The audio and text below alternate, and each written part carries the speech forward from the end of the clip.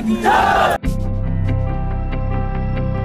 हिंद दोस्तों, स्वागत करता हूं मैं आप सबका एक बार फिर से आपके अपने चैनल टेक्निकल अर्थ में।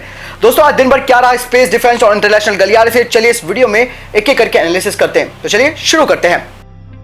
दोस्तों यहाँ पे अगर सबसे पहले डिफेंस अपडेट की बात करते हैं तो वो भारतीय नेवी को लेकर आ रही है। भारतीय सेना प्रमुख जनरल एम नरवणे ने विशाखापत्तनम में भारतीय नौसेना की पनडुब्बी रोधी प्रणाली से लैस स्वदेशी आईएनएस कावर्ती सौंपी है। ये प्रोजेक्ट 28 के तहत स्वदेश में निर्मित 4 पनडुब्बी निरोधी जंगी स्टील्थ पोतों में से आखिरी जहाज है। 3 युद्धपोत इससे पहले भारतीय नौसेना को सौंपे जा चुके हैं। आइए जानते हैं क्या खास है आईएनएस कावर्ती में। दरअसल आईएनएस कावर्ती प्रोजेक्ट 28 के तहत स्वदेश में निर्मित 4 पनडुब्बी निरोधी जंगी स्टील्थ पोतों में से आखिरी जहाज है। जैसे कि मैंने आपको बताया, बाकी जहाजों को नौसेना को पहले ही सौंपा जा चुका है। प्रोजेक्ट 28 को साल 2003 में मंजूरी दे दी गई थी। इस परियोजना के तहत 3 युद्धपोत आईएनएस कोमाटा जो कि 2014 में कमीशन किया गया था, आईएनएस कदमत जिसे कि 2016 में कमीशन किया गया था और आईएनएस किल्टान जिसे 2017 में शामिल किया गया था। युद्धपोत में 90% उपकरण स्वदेशी हैं और इसके सुपर स्ट्रक्चर के लिए कार्बन कंपोजिट का उपयोग किया गया है, जो भारत पोत निर्माण के इतिहास में एक बड़ी सफलता भी है। आईएनएस कावर्ती का डिजाइन भारतीय नौसेना के संगठन डीएनडी ने तैयार किया है और इसका निर्माण कोलकाता के garden rich ship builders and engineers ने किया है।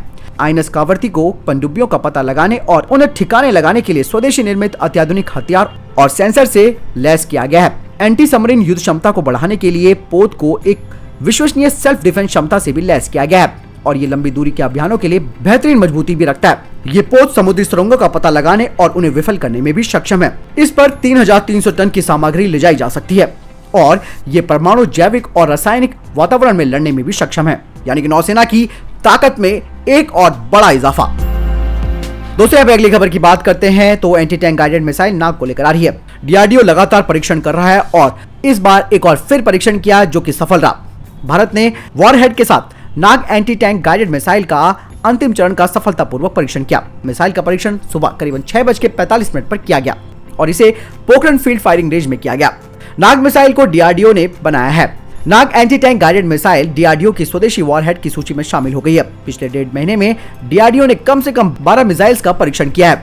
हाल ही में जैसे कि मैंने आपको डिफेंस अपडेट में बताया था कि डीआरडीओ के प्रमुख ने कहा था कि अब डीआरडीओ तैयार है स्वदेशी मिसाइलों को बनाने के लिए। वो सेना की डिमांड के हिसाब से मिसाइलें बना सकता है और भारत मिसाइल के क्षेत्र में आत्मनिर्भर बन चुका है। बढ़ते अगली खबर की तरफ तो वो आ रही है पाकिस्तान को लेकर। क्या पाकिस्तान जंग की तैयारी कर रहा है? दरअसल एक खुलासा हुआ है। पाकिस्तान की सेना अपने देश के अंदर जो खराब हालात हैं उनसे ध्यान हटाने के लिए बॉर्डर पर नापाक हरकत करने की प्लानिंग में है। पाकिस्तानी एयरफोर्स ने स्कर्दू के बाद मिन्हास एयरफोर्स बेस पर स्वीडन के साव एरोस्पेस से हाल ही में खरीदे गए अवाक्स यानी कि airborne warning and control system के नए बेड़े तैनात किए हैं। ये एयरबेस भारत के श्रीनगर से 222 किलोमीटर दूर स्थित है। ऐसे में पाकिस्तान की चाल कश्मीर और लद्दाख पे भारत के ऑपरेशनल उड़ानों पर नजर रखने की हो सकती है। ओपन सोर्स इंटेलिजेंस ने पाकिस्तान के एक नए अवाक्स प्लेन की तस्वीरें जारी की है, जिसे पाकिस्तानी एयरफोर्स ने स्वीडन के साब ग्रुप से खरीदा है। यह डील इतनी सीक्रेट तरीके से फाइनल की गई थी कि इसकी जानकारी ना तो पाकिस्तान और ना ही साब ने सार्वजनिक की थी। साब ने केवल इतना ही बताया था कि उसे एक गुमनाम क्लाइंट से अवाक्स प्लेन का ऑर्डर मिला है। मिन्हास एयरफोर्स बेस पाकिस्तान के पंजाब सूबे के अटोक में स्थित है। श्रीनगर से इस एयरबेस की दूरी जैसे कि मैंने बताया कि 222 किलोमीटर है। यहाँ से पाकिस्तानी अवाक्स सिस्टम कश्मीर में भारतीय विमानों की आवाजाही पर नजर रख सकता है। यहाँ से उड़ान भरने के बाद पाकिस्तानी लड़ाकू विमान मुश्किल से 5 मिनट में भारतीय वायु सीमा में प्रवेश कर सकते हैं। हालांकि सीमा पर तैनात भारतीय एयर डिफेंस को वो भेज नहीं सकते। लेकिन दोस्तों यहाँ पर आपने एक चीज और गौर की जो मैंने अभी खबर में बताया कि साहब ने जो बात कही इसमें कि उन्होंने जो अवाक्स पाकिस्तान को दिया, ये डील इन्होंने सीक्रेट तरीके से की। ये वही साहब है जो भारत के MRCA जो प्रोजेक्ट है फाइटर जेट्स का, उनमें हिस्सा ले रहा है और बार बार अपने ग्रिपेन जेट को भारत को बेचने की कोशिश कर रहा है। यानी कि इस देश ने ये नहीं समझा कि हम भारत के दुश्मन देश को अपना अवाक सिस्टम बेच रहे हैं और ये डील उन्होंने सीक्रेट तरीके से की। तो आप समझ सकते हैं कि भारत क्यों ग्रिपेन को लेगा फिर, जब ये देश इस तरीके की हरकत कर रहा है जो कि हमारे दुश्मन को अवाक सिस्टम बेच रहा है और खास करके उसका नाम उन्होंने डिस्क्लोज भी नहीं किया। यानी कि चलो आपने बेच भी दिया, आप बता तो देते कि हमने अपने क्लाइंट पाकिस्तान को बेचा है, इसमें कोई ऑब्जेक्शन किसी ने नहीं करना था। लेकिन जो ऑब्जेक्शन अब उभर कर आता है कि साहब ने कहा कि हमने गुमनाम क्लाइंट को दिया है, तो आप समझ सकते हैं कि भारत के ही खिलाफ स्वीडन का जो ये साब ग्रुप है ये खड़ा है। तो ऐसे में आपको क्या लगता है कि भारत को ग्रिपेन लेना चाहिए साब से या नहीं? आप कमेंट सेक्शन में जरूर लिखकर बताएं। यहाँ पे अगली खबर की बात करते हैं तो वो आ रही है थिएटर कमांड को लेकर। सेना प्रमुख जनरल एम नरवणे ने चीफ ऑफ डिफेंस स्टाफ की नियुक्ति को एक महत्वपूर्ण कदम करार दिया और उन्होंने कहा कि सैन्य सुधारों की दिशा में अगला कदम एकीकृत थिएटर कमांड का गठन होगा। उन्होंने कहा कि ऐसा करने का मकसद युद्ध और शांति के समय तीनों सेनाओं की क्षमताओं का संयुक्त रूप से इस्तेमाल करके युद्ध क्षमता को बढ़ाना है। जनरल नरवणे ने कहा कि वो तीनों सेनाओं के एकीकरण के भविष्य को लेकर काफी प्रभावित है। उन्होंने थिएटर कमांड के गठन को काफी सराहा और उन्होंने कहा कि इससे न केवल तीनों सेनाओं का एकीकरण होने से तालमेल बढ़ेगा बल्कि संसाधनों का भी उचित तरीके से इस्तेमाल किया जा सकेगा। हालांकि सेना प्रमुख ने यह भी माना कि थिएटर कमांड के गठन की प्रक्रिया सुनियोजित और गहन विचार विमर्श पर आधारित होगी। योजना के मुताबिक हर थिएटर कमांड में थल सेना, नौसेना और वायुसेना की यूनिटें होंगी, लेकिन सुरक्षा चुनौतियों से निपटने में तीनों सेनाएं मिलकर एकीकृत सेना की तरह लड़ेंगी। थिएटर कमांड का नेतृत्व केवल ऑपरेशनल कमांडर के पास होता है। थिएटर कमांड का गठन देश की भौगोलिक और रणनीतिक क्षेत्र में देखते हुए किया जाता है। फिलहाल थल सेना, वायुसेना, नौसेना के अपने अलग अलग कमांड हैं, लेकिन जनरल नरवणे के बयान से साफ हो गया है कि सेना थिएटरीकरण योजना को अपनाने के लिए तैयार है।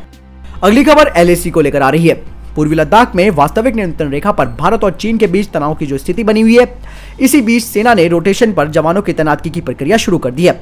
इसे लंबे समय तक LAC पर मौजूद रहने की रणनीति के रूप में देखा जा रहा है। सेना के सूत्रों ने कहा कि कठिन एवं दुर्गम स्थानों पर जवानों की तैनाती में रोटेशन की प्रक्रिया अपनाई जाती है। इसके पीछे का मकसद होता है कि लंबे समय तक जवानों को ऐसी ऊंचाई वाले दुर्गम स्थानों पर तैनात नहीं रखा जाएगा। वहीं दूसरे सैनिकों को वहां भेजकर उनकी युद्ध क्षमता को मजबूती प्रदान करना है। इसीलिए उन्हें 2-3 महीनों के भीतर वहां से हटा दिया जाता है और दूसरे सैनिकों को वहां भेजा जाता है। सूत्रों के अनुसार ये प्रक्रिया पूर्वी लद्दाख में आरंभ कर दी गई है, क्योंकि वहां सैनिक करीबन 6 महीनों से तैनात है। जो सैनिक वहां पहले तैनात थे उन्हें मैदानी इलाकों में भेजा जा रहा है और नए सैनिक वहां भेजे जा रहे हैं। वहां भेजने से पहले सैनिकों को आवश्यक प्रशिक्षण भी दिया जा रहा है। सूत्रों ने कहा कि इससे किसी भी प्रकार से सैनिकों की संख्या नहीं बढ़ाई जा रही, सिर्फ जवानों को बदला जा रहा है। हालांकि अब आने वाली बातचीत पे ये बात निर्भर करेगी कि सैनिकों की वापसी होती है या फिर तैनात की कायम रहती है। बता दें कि दोनों देशों के 50,000 से ज्यादा सैनिक LAC पर तैनात है और दोनों ही देशों में सैनिकों को पीछे हटाने को लेकर लगातार बातचीत चल रही है। फिलहाल इसका कोई हल नहीं निकल रहा है। अगली खबर की बात करते हैं तो वो रॉ को लेकर आ रही है। नेपाल हाल के दिनों में भारत के लिए एक चिंता का सबब बन गया।